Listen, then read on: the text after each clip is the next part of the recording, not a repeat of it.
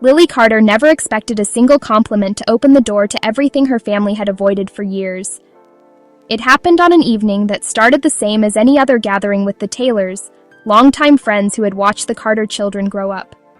The house smelled faintly of roasted vegetables, and the warm lights cast a soft glow across the dining room.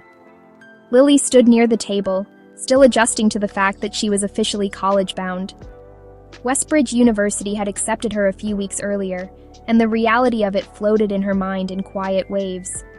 It felt surreal, especially knowing she was the first in the family to make it that far. She had thought her mother, Diane Carter, might show some enthusiasm. 95% of viewers aren't subscribed. Subscribing is free, takes seconds, and makes a real impact. Click subscribe and be part of the growth. Please turn on the bell for more updates.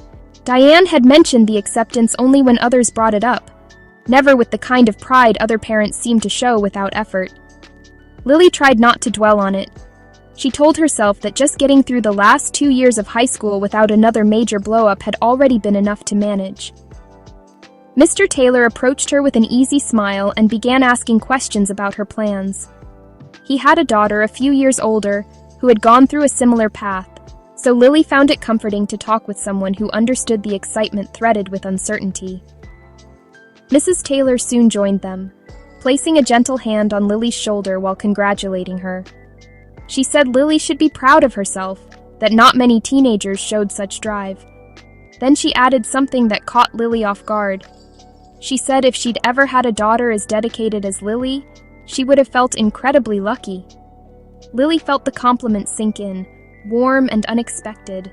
She thanked her quietly, hoping the moment could last just a little longer. But Diane stepped into the circle of conversation almost immediately. She gave a practiced smile. "Well, she's not always such a good child," she said. "You should have seen what she put us through when she ran away at 16. Diane's voice carried that familiar tone she used whenever she wanted to shift the room's attention. It wasn't sharp, but it held a pointedness that shaped every word. The people around them paused, unsure how to respond. Diane continued, describing Lily as selfish, dramatic, difficult. She recounted the story the same way she always had, as a burden she had endured, something that made her a patient mother. The mention of running away pulled Lily back into memories she rarely revisited. The flash of it appeared so clearly that for a moment she felt 16 again. It had started on an evening much like this one. Lily had asked her mother if she could attend a study session with classmates before an upcoming test. Diane accused her of making excuses to avoid chores and insisted she stay home. The argument spiraled fast. Diane said Lily didn't appreciate anything, that she acted like she was above everyone else. Lily had tried to defend herself, explaining that the study group would help her prepare, but her mother dismissed every word. The tension escalated until Diane told her that if she didn't like the rules, she could leave. The statement wasn't shouted. It was spoken with a firmness that struck harder than volume ever could. Lily left the house that night with a backpack containing only a few clothes and her school laptop. She stayed with her friend Marissa for several days, sleeping in the guest room and pretending every morning that she wasn't waiting for someone from home to call. Michael, her middle brother, was the one who finally did. He talked to her during his lunch break from work, telling her that things at home felt off without her. He didn't ask her to apologize.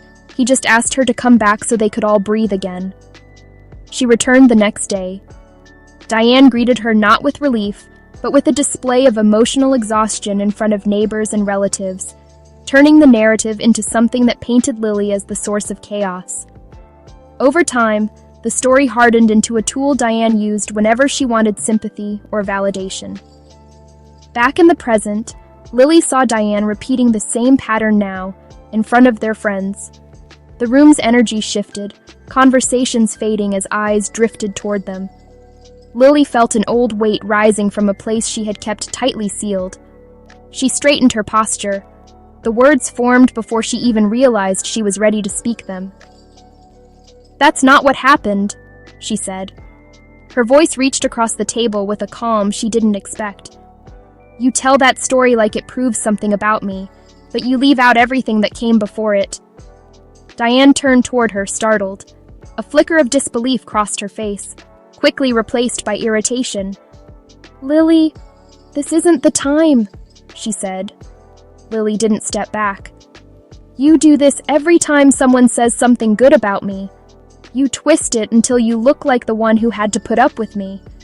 You care more about how you appear to everyone than you care about your kids." No one at the table moved. Mrs. Taylor's eyes widened slightly. Mr. Taylor placed his napkin down slowly, as if unsure whether to speak. Diane's expression tightened, not in anger at first, but in confusion, as if the script she relied on had unexpectedly changed. "I've given everything for you," Diane said. "You have no idea what I've dealt with." "And you never want to talk about what everyone else has dealt with," Lily answered. "Michael knows. Evan knows. We've all lived through things you never admit." A tension filled the space between them, not loud or dramatic, just thick and undeniable. Lily realized she wasn't shaking, wasn't unsure, wasn't shrinking. She felt grounded, maybe for the first time. She stepped back from the table, picked up her bag from the chair, and left without another word.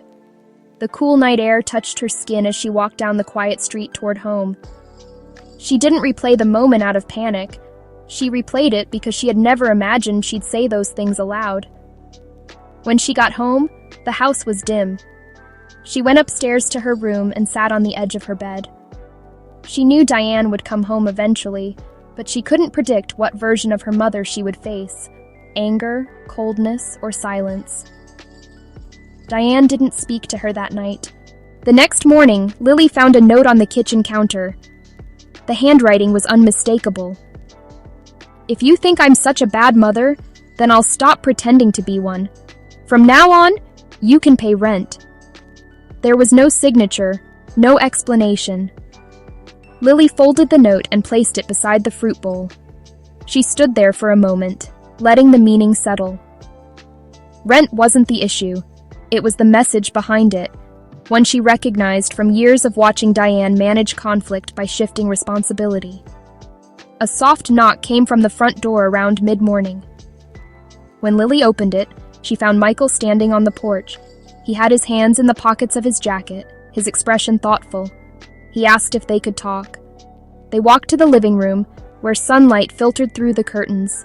Michael sat on the edge of the couch. Lily took the chair across from him. He asked what had happened at the dinner, so Lily recounted it piece by piece. She didn't embellish or soften anything.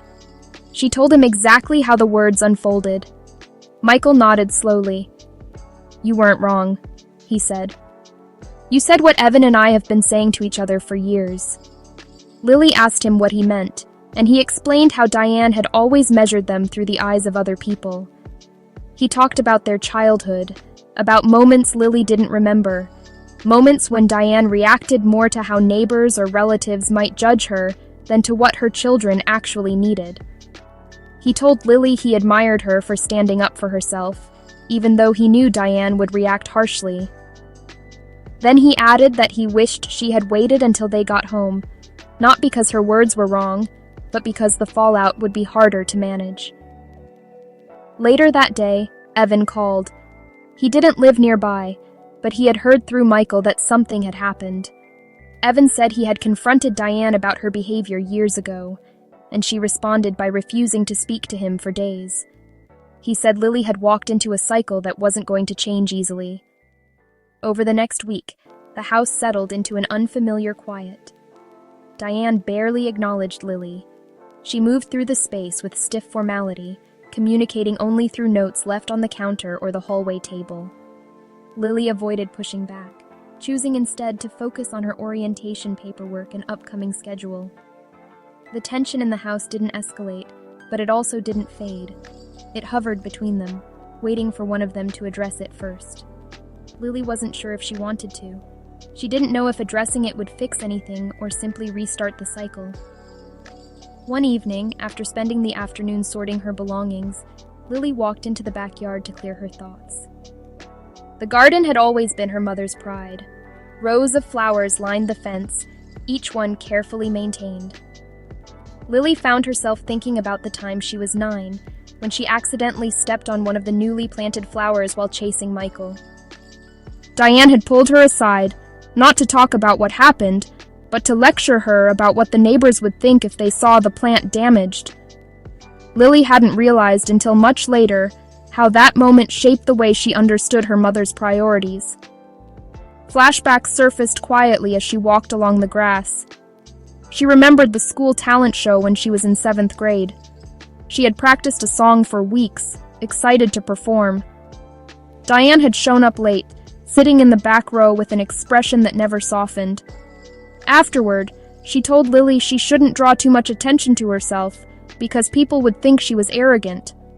Lily hadn't sung in a school event again. She thought about freshman year when she joined the debate team. She had been thrilled to win her first small tournament.